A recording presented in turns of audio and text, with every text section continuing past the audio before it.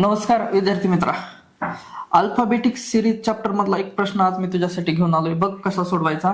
Alphabet किती मोज? Alphabet 1 2 3 4 5 6 7 8 9 10 11 12 13 14 15 16 17 18. किती अल्फाबेट आहेत?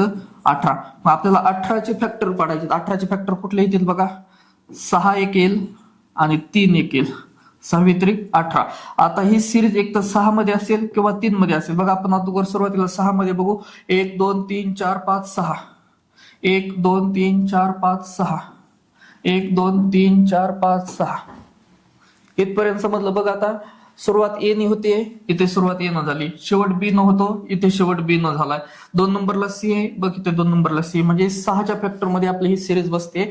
मग काय करायचं बघ आता. इथं ए 1 नंबरला आहे ना, मग इथे ए 1 नंबरला लिह. इथं बी शेवटी आहे ना, इथं बी शेवटी लिह. बघ ए सी. आता इथं बी लिहायचा, त्यानंतर डी, त्यानंतर पुन्हा डी येईल आणि शेवटी बी येईल.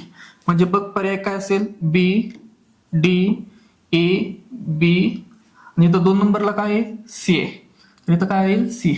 तर पर्याय काय असेल, B D A B C. B D ABC. B D ABC पर्याय क्रमांक 1. असेच नवनवीन व्हिडिओ घेऊन आपण नक्की भेटत राहूया.